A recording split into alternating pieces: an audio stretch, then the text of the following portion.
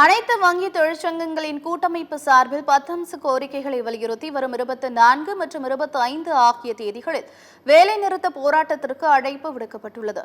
இது தொடர்பாக சென்னை சேப்பாக்கத்தில் செய்தியாளர்களுக்கு பேட்டியளித்த அச்சங்கத்தின் அகில இந்திய பொதுச் செயலாளர் வெங்கடாச்சலம், கோடிக்கணக்கான மக்கள் தினமும் வங்கியை பயன்படுத்துகிறார்கள். ஆனால் அதற்கு ஏற்ப பணியாளர்கள் இல்லை.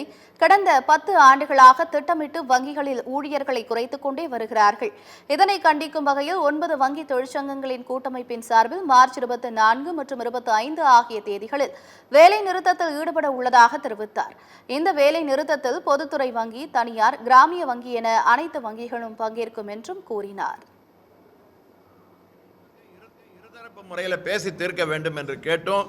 பேச்சுவார்த்தையெல்லாம் எதுவும் நடத்தாமல், பிரச்சனைகளை தீர்க்காமல் அதே மாதிரியாக இருக்குது. ஆகவே நாங்கள் திட்டமிட்டு போராட்டத்தை ஆரம்பிச்சிருக்கிறோம். வருகின்ற திங்கள், செவ்வாய் 2 நாட்கள் 8 லட்சம் ஊழியர்கள், அதிகாரிகள், கிளை மேலாளர்கள் எல்லாரும் சேர்ந்து 2 நாள் வேலை நிறுத்தம் செய்ய இருக்கிறோம். இதனால் கொஞ்சம் பணி முடக்கம் ஏற்பட்டு வாடிக்கையாளருக்கு ஒரு பிரச்சனை